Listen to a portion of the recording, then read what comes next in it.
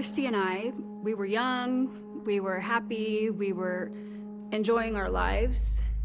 I never really thought anything like this would have happened to Christy. Your best friend is missing? How could she be missing?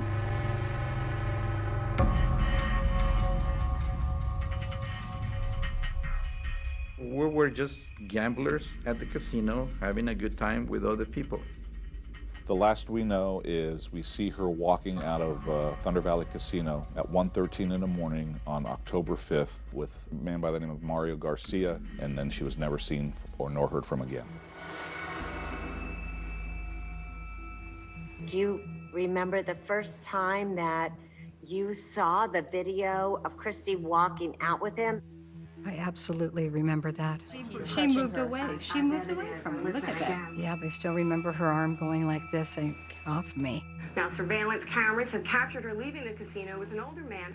Her family is understandably frantic, and her parents, Pat and Debbie Boyer. Debbie and Pat have been beacons of hope in this situation. They have endured the unimaginable of not knowing where your daughter is.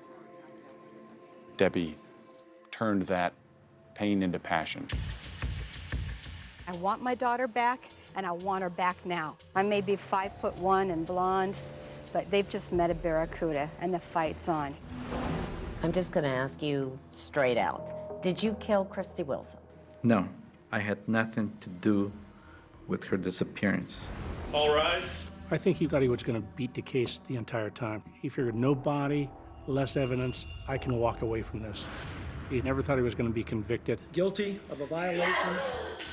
And when he was convicted and went to prison, he still had a piece of information. And everyone wanted it. And he knew it.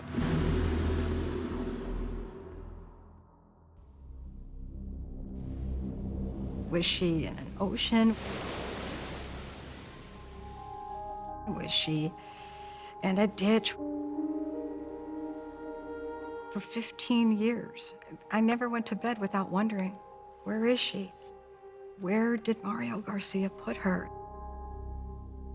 We got some campgrounds here. You'll have campgrounds on the other side, too. What happened to her, Mario? How could she simply disappear after she was with you? I don't have answers for that. Hurts our feet. How long have you been looking for Christy Wilson? Since October of 2005, we pretty much have been continuing to look for her. Even after they knew she wasn't coming back alive, they kept looking. Even after Mr. Garcia was convicted, they kept looking. It was important to finally close the case and work on remembering Christy for the beautiful person she was and not a case.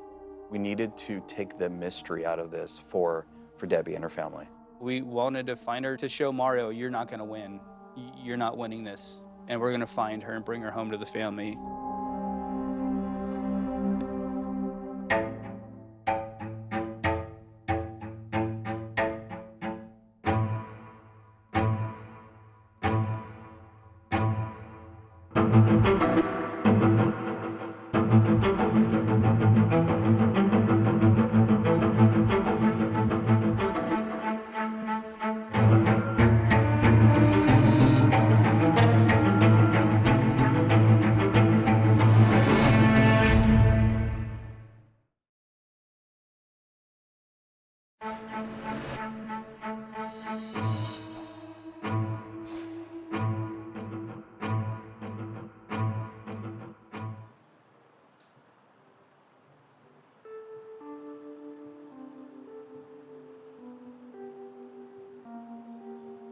Christy and I were definitely soul sisters, for sure. We grew up together in school and just loved pretty much doing everything together. Tiffany DeVries says her best friend, Christy Wilson, just had a knack for making her laugh. I picture her in our front room just dancing and laughing and having so much fun. I could be having the worst day and she would always be there for me. We always knew that no matter what, we were there for each other. But Tiffany was not with Christy in the early morning hours of October 5th, 2005. That's when a surveillance camera in a California casino captured Christy walking into a parking lot with a man she met that night. That was really scary because we didn't know where she was or if she could be alive. Christy was then only 27 years old. Her mother, Debbie Boyd, can hardly believe how much time has passed. You know, I try not to think of it too much because it actually kind of takes me to a very sad place. Since the moment Christy vanished, Debbie vowed not to rest until she knew what Christy's killer had done with her body. I'm her mother forever, and I was not going to give up. Please help us. 48 Hours has been covering the Christy Wilson case since 2006. Christy and Mario come out here. It began like so many of these stories do, with a concerned boyfriend telling authorities that his girlfriend had gone missing. I loved her, and I know she loved me, and we cared about each other very much. On the evening of October 4th, 2005, Christy's boyfriend, Danny Burlando, says she went to the Thunder Valley Casino to play blackjack. Did it surprise you to hear she had been at a casino that night? You know, it didn't, because recently she had been telling me she'd been, playing some blackjack. Back in 2005, Tiffany DeVries was a young newlywed. She's thought about why Christy left the casino that night with a stranger, and she has a theory. But sometimes I think, well, what if, someone put something in her drink? Debbie was aware her daughter had begun gambling, partly because she was between jobs and low on money. Her boyfriend, Danny, felt Christy was gambling too much. When's the last time you actually talked to her? At 10:28 p.m. Tuesday, October 4th. We had a 55-second conversation. This is the actual casino video of Christy taking that call. I told her to come home, and she was just like, okay, I'm finishing up. I'll be home soon. But when Danny awoke, there was no sign of Christy.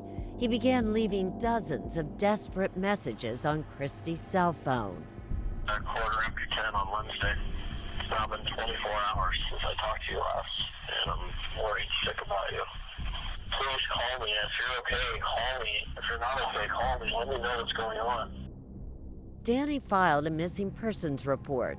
Investigator Don Murchison interviewed Burlando back in 2005 and says Danny was very cooperative.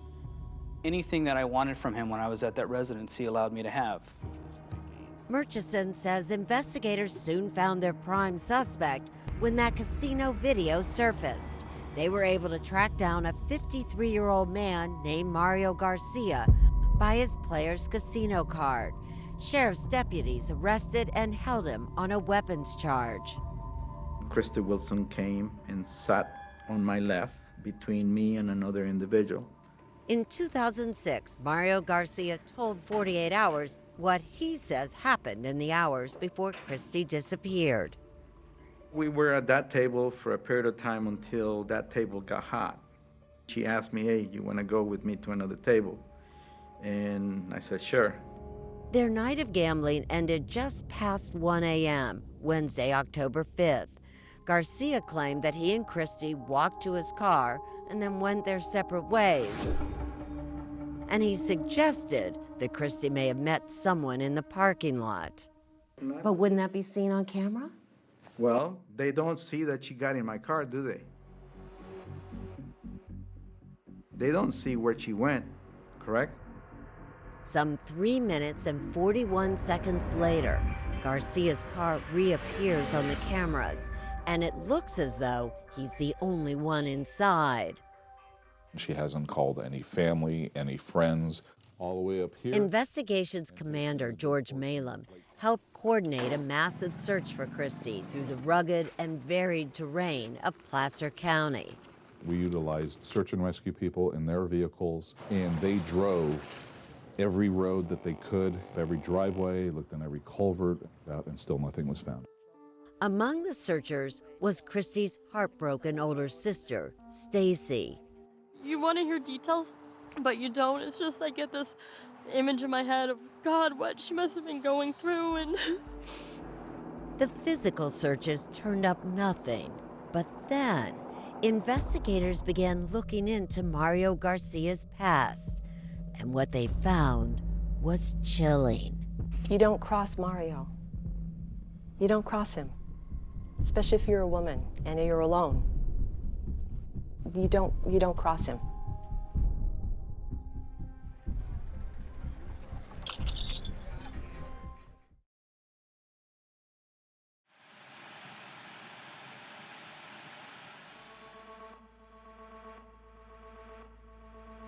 Even though Mario Garcia was the last person seen with Christy Wilson, to some, he appeared an unlikely murder suspect. He was a project manager for a local hospital, married with 2 teenage boys. I am, and I have been, happily married. Your husband is your destiny. And with him, I have that feeling. I just have that connection. Garcia's wife, Jean, defended him. He is a family man. If he's not working, we will take the kids for sports. And his son, Chris, then 19, said he's a great dad. He was always there for us. You know, he'd always come home, make sure, you know, we all sit at the table. We're just a good family. The family lived in a house on 5 beautiful acres in Auburn, California, gold country. With Mario, I always feel good about him. But investigators were not about to take Jean's word for it. 4 days after Christy disappeared, they went to Garcia's home to question him and ran a criminal background check. And that's how they found Wendy Ward, a woman from Garcia's past. When I first met him, I found him to be very intelligent, very articulate, very warm. Wendy Ward met Garcia in 1978 near Oakland when she was 26 and he was 27, and they began dating. I would say a very supportive person. It felt like he cared a lot. But Wendy says he also had a temper, and he reached a boiling point after she ended the relationship. He grabbed her one night and drove off with her in his van. He was holding my neck or he was holding my head. And he says, if you do anything, I will take your head and I will smash it. I think he said to me, take off your clothes or something like that. And I said no. I just was clawing, scratching, whatever I could do. Then he started to choke me. I couldn't breathe. I couldn't breathe. Did you think you were gonna die? I did. I really did. She says he raped her and then took her back to his apartment. He pulled a gun out of his cabinet and he held it to my head. Then he pulled the trigger. He says, well, it wasn't loaded this time, but basically I can come and get you anytime I want. Wendy says he raped her again, and then he casually made himself a sandwich, ate it, and drove her home. I'm surprised that I actually am alive. I'm very lucky. Wendy immediately went to the hospital and police arrested Garcia, but the court case stalled for 2 years before prosecutors offered him a deal. I figured it's better than nothing, and let's do this and then let's move on. Garcia agreed to plead guilty to 1 count of assault with a deadly weapon and was sentenced to 18 months probation. Believe it or not, Garcia says he's the one who was railroaded. She made allegations that were not true. There was a gun involved, wasn't there? There was no gun involved. You pled guilty to assault with a deadly weapon and there was no gun involved? You just I offered to possess guns. plead guilty? I possess guns, but there was no... We had a stormy relationship. When you say stormy relationship, did you hit her? No, I did not. Wendy never forgot about Garcia, but she moved on. Until October 2005, not long after Christy went missing, when she was tracked down by Detective Murchison. And when you heard that Christy Wilson disappeared and the last person to see her alive was Mario Garcia, what was your reaction? I felt sick to my stomach. Wendy told Murchison what happened with Garcia, and she said there was something else about Garcia they needed to know. I felt after my own incident with him that he could very easily do this again with someone else. It wasn't long before something terrible involving Mario Garcia happened again. My younger sister and I were pals. We were friends. She was a lot of fun to be around. She was very outgoing. Tom Davis's sister Lynette dated Mario Garcia after Wendy in 1979. It too was a volatile relationship, and Garcia was upset with Lynette because she ended a pregnancy with his child. But the couple still celebrated Christmas with Lynette's mother. After dinner, the three of them got into Lynette's car. The streets were dry, weather was clear. Retired Officer John Cave was the chief accident investigator for the Oakland Police Department. That Christmas night, he got a call that a car had plunged into the water near the Oakland airport. The witnesses said the car pulled over to the right shoulder. They drove by, the car accelerated, and there was a ledge like the end of the pier. And the car shot off that ledge out into the water, and that's where it sunk.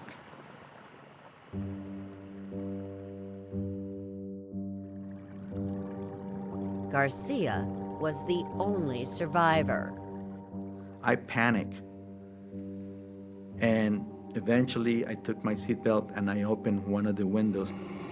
All this rush of water came into the car. I got out, and everybody else, I presume, got out.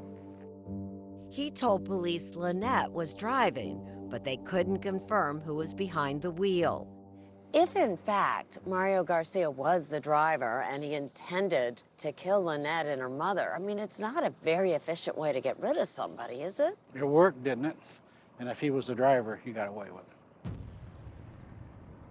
Cave wanted to question Garcia further, but Garcia got a lawyer the next day. Why, if it was just a simple accident, would you not talk to the police and would you hire a criminal lawyer? It's the thing to do. It's the legal right of every citizen of the United States. And my attorney advised me not to talk to them.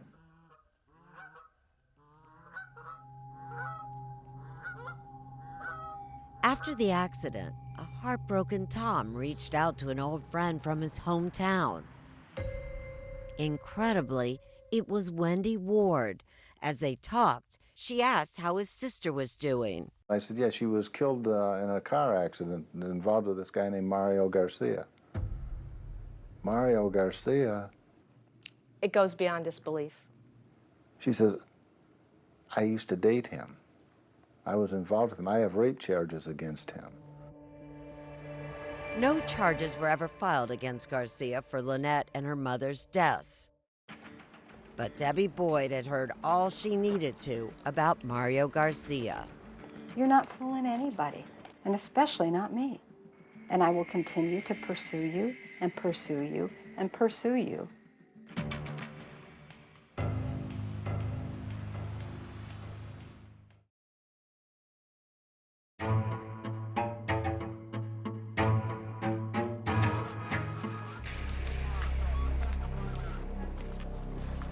After 3 weeks of searching, Placer County authorities made a tough decision to charge Mario Garcia with Christie's murder, even though they hadn't found her body. Her mother, Debbie Boyd, worried there wasn't enough evidence. The thought of him getting off on this case once again scares the living daylights out of me for every woman. It was a large case to put together. Garen Horst, the Placer County Deputy District Attorney at the time, had the unenviable task of prosecuting the county's first no-body murder trial in September 2006. So what do you believe happened to Christy Wilson? She went out of the casino with the defendant. At some point in the vehicle at the casino, he incapacitated her. He was probably putting her in the back seat so that when he drove away, nobody would see. As far as what he did afterwards, That's anybody's guess. Was she in your car? No, she never was inside my car. At some point in time, she says that she left her cell phone in the casino, and we embraced, and that was the end of the conversation. Investigators did later find Christie's phone in the casino, but there's no footage of her returning to get it, and no footage of Christie getting into Mario's car. But Horst says the evidence proves that Christie was inside the vehicle. One of Christie's pulled hairs was found in that trunk. Crime scene investigators also found tiny drops of her blood on the back seat and the door. Why is it that the DNA on the door claimed to be of Christy Wilson was the only thing that was found? Why is it that the DNA from my sons, my wife, and other people that were in the car were not found? By your own admission, you cleaned the car. I've cleaned everybody else's DNA except Christy Wilson. That's the only thing they found. So how did it get there? What's your reaction when the defense insinuates that was planted? It greatly angers me. They couldn't defend what was there, so they had to say it was planted. The prosecution says the evidence that incriminates Garcia is as plain as the scratches on his face and his body, left by Christy as she fought for her life. Did you get the scratches from Christy Wilson? No, absolutely not. But the morning after that trip to the casino, several of Garcia's coworkers say they saw scratches on Garcia's face, and he visited the eye doctor. Those are injuries that I received through poison oak and falling from a tree. Yet Robert Royer, an emergency room doctor who sat at the same table as Garcia at the casino, told investigators he could clearly see Garcia's face that night. How far is Mario Garcia from you? 2 feet? Less than a meter. Did he seem to have any injuries on his face? I didn't see any injuries, no. And I'm reasonably good at making those kind of observations because that's what I do for a living. Why wouldn't the emergency room doctor see those? I cannot answer what he saw or didn't see. And no one can answer why Christy left the casino with Garcia. Those who knew her had wondered if he had put something in her drink. And the prosecution presents evidence to support that theory. A week after Christy disappeared, Garcia searched online for information about how authorities test for date rape drugs.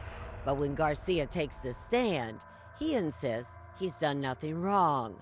I wanted to tell the court that I am very sorry that Christy Wilson is missing, but I don't know where she's at.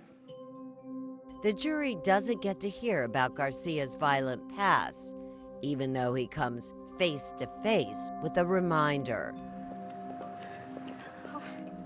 To show her support, Wendy Ward travels to Sacramento to meet Debbie and Christy's family for the first time. I couldn't stop hugging her. I just wanted to just hold her and hug her and all the family. Oh. They're just going through so much. Wendy heads to court with the Boyds for closing arguments, where Garcia's lawyer suggests that no one even knows if Christy is dead. Are you saying that Christy Wilson may still be alive? Do we know if she's dead? All rise. The jury concluded, Would you please hand the verdicts to the bailiff, please? that it did know. We, the jury, in the above entitled action, find the defendant, Mario Flavio Garcia, guilty of a violation.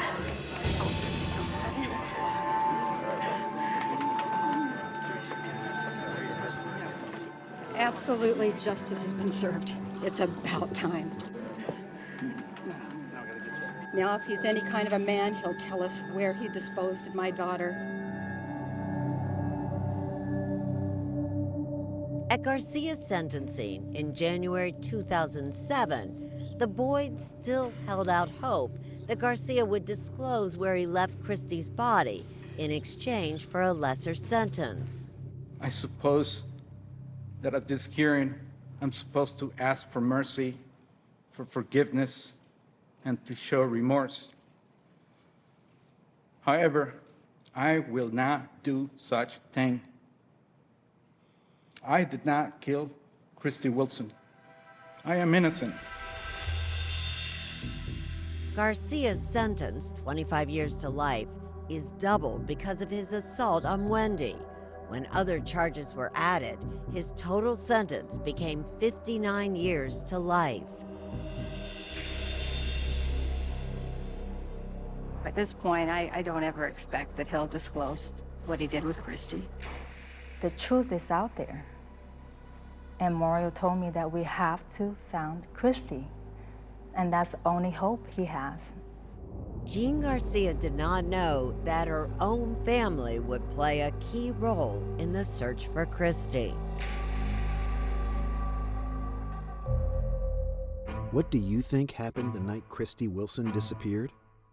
See the timeline of her disappearance on Facebook at 48 Hours.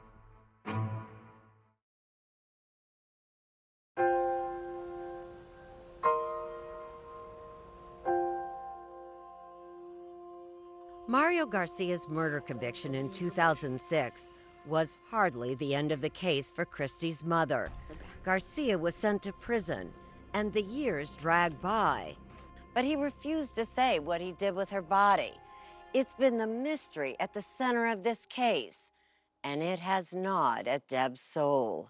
Debbie's forever changed. Mario Garcia changed that. He changed me. The loss of her daughter was crushing, but Debbie knew she couldn't allow Garcia to control her life. We made a commitment. He is not going to take our marriage. He's not going to take the marriages of our children. He's not going to disrupt our jobs. We are not giving him any more. That was not easy, as Garcia filed one appeal after another. You can't move forward completely when you have all these appeals. You know, it's like you move forward 5 steps and then you're back in it again. Pat Boyd, Christy's stepfather and a former San Jose detective, knew the stakes were high. Because it's not like we had a tremendous amount of evidence. A small amount of evidence being lost, the case would have been lost. The concern is always there for the appeals, but it was not a distraction that it took us away from our tasks and our mission to try to find Christy. Nuno Tavares, an investigator for the Placer County District Attorney's Office, and fellow investigator Don Murchison, had been on the case from the beginning and never let go. Why is it so important to the two of you to bring her home? Because the family needed her. They needed a place where they could go and to spend time with her. We wanted to give Debbie and her family back control. Up until this point, he controlled the location of Christy's remains, and that didn't sit well with me. They are incredibly dedicated. They are very experienced. Their balance between tough cop and teddy bear is the appropriate balance. Placer County District Attorney Morgan Geyer gave Nuno and Murch, as Debbie calls them, the green light to keep looking for Christy, and they ran with it, going to extraordinary lengths to find her, no matter how dirty the job. We actually pumped an entire septic tank out. We pumped out the entire 2,000 gallons of sewage and went through it by hand. That is determination. First of all, good morning and thank you. All those searches over all those years turned up nothing. But the investigation entered a new phase in 2017 when Tony Lopez, an anchor for the CBS station in Sacramento, conducted an interview with Debbie. She directed some carefully chosen words to Garcia. I now view him as a lost soul, and that I just often wonder, I want him to know that I often wonder how he ever became the man that he did. If Mario were to pass away with me not having had the opportunity to sit and just talk to him, I know I would forever regret it. Debbie says Garcia spotted that interview and began writing letters to her and Placer County officials. Garcia apologized for what Debbie had gone through, but did not accept responsibility for Christy's murder. I wanted Christy back so bad that I thought, you know what? Let's see how far this goes. Deb had struggled with the idea that, what do you negotiate with a man who has been convicted of the murder of your daughter, who knows where she is? But ultimately, Debbie changed her mind. she could not bring herself to negotiate with Garcia. I was sitting there thinking, what on earth are you doing, Debbie? Get a grip. This would be such a disgrace. He will not use my daughter's body as a bargaining chip. And we certainly weren't going to agree to let him out in exchange for the location of her remains. So really the only option was find her. Nuno and Murch reapproached Garcia's family. Investigators knew Jean Garcia had divorced Mario after his conviction. She had reached a point where she no longer believed Garcia. She said she was very convinced that Mario had something to do with Christie's disappearance and murder.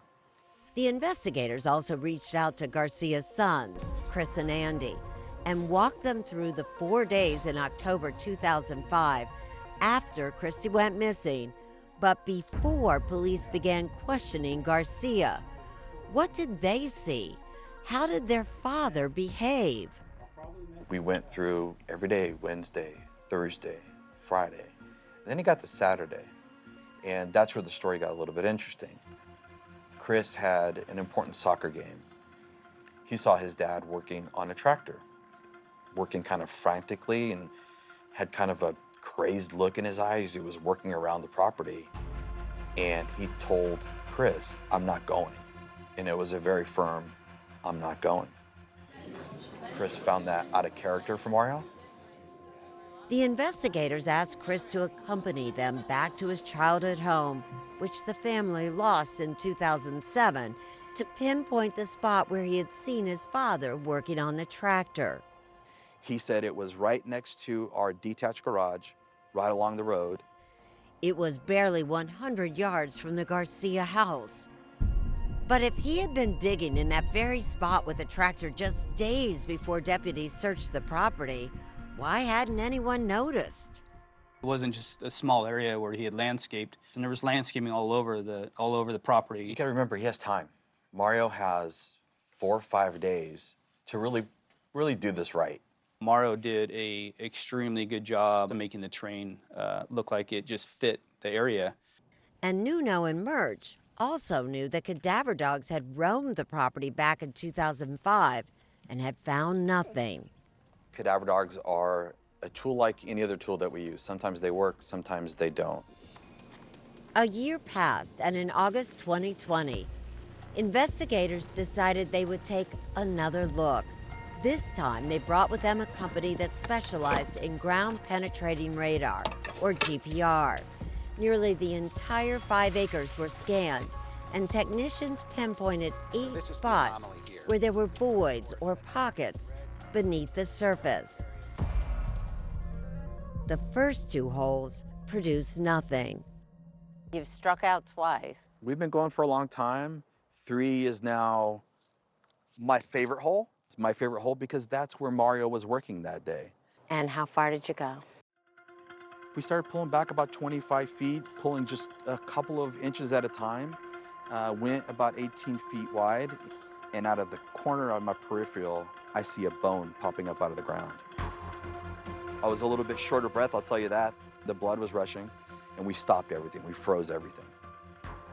It was the moment of truth. Had Nuno and Murch found Christy Wilson?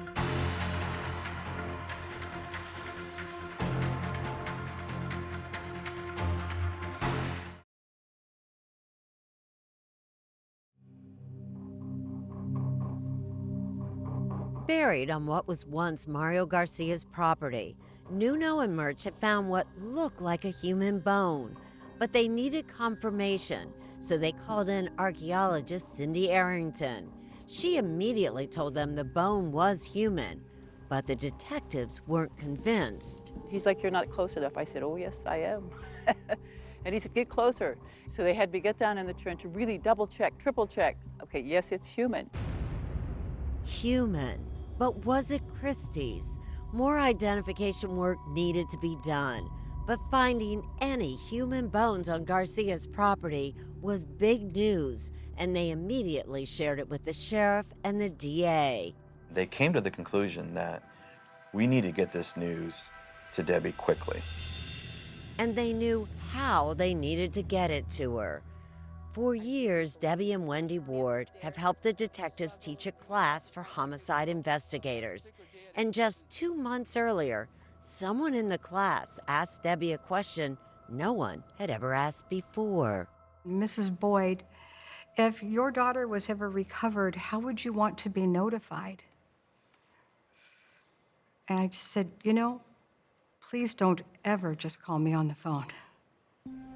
Nuno and Murch flew to Scottsdale, Arizona. It was nearly midnight when the Boyds' doorbell rang. Debbie was asleep on the couch. Pat answered the door.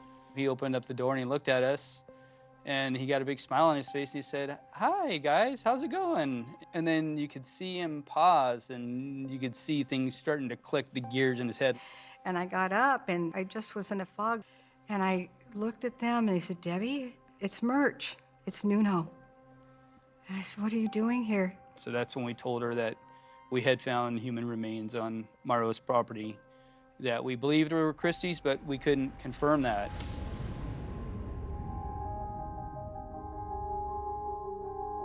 I remember her that night saying, "Is it okay to be happy or joyful?" She kept looking around going, "Is that okay?"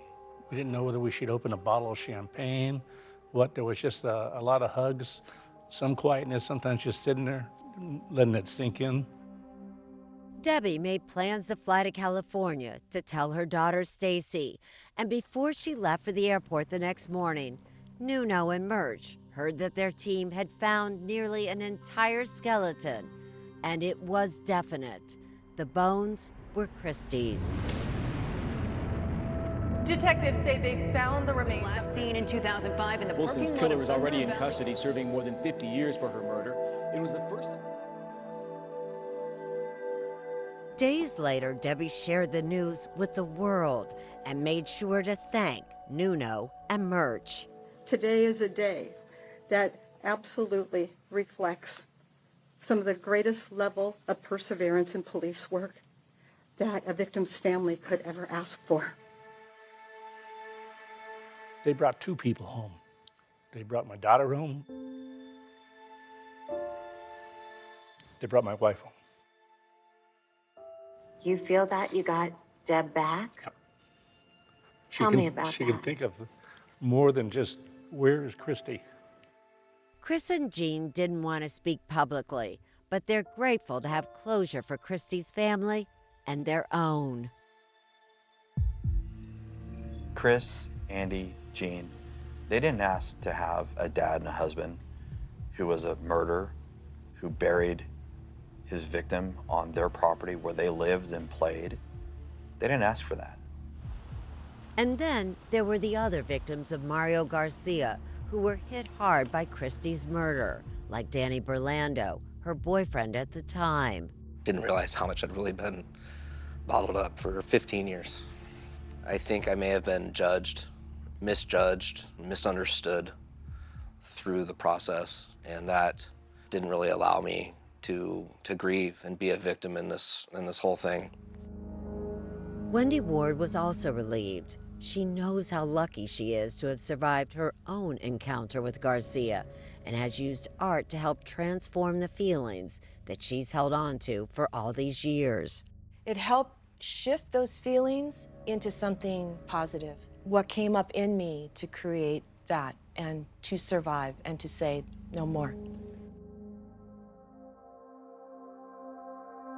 Everyone involved takes pride that Christy was found without making a deal with Garcia, and the discovery lays to rest any doubts about Garcia's guilt. I mean, there's no greater proof. The autopsy revealed that Christy's hand and nose were broken, but it couldn't establish a cause of death. Do you believe he strangled her? I think that's very likely of what occurred that day, but we just don't know. Those who loved Christy try to focus on the life she lived. Her best friend, Tiffany DeVries, says she's reminded of Christy by the little things she loved, a song on the radio, or the way Christy danced. For me, Christy's never been completely gone. I've been carrying her spirit with me every day.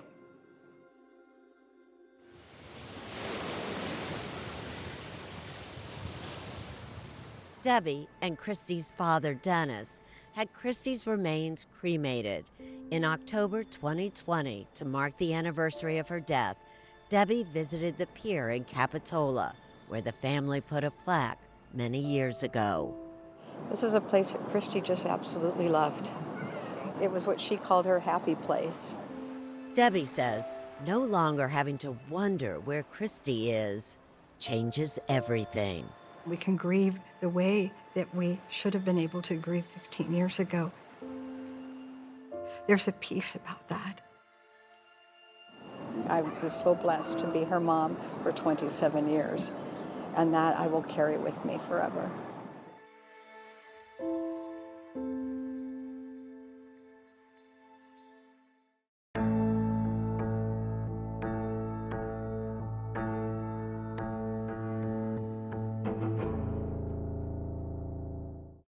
Listen to the My Life of Crime podcast with me, Erin Moriarty.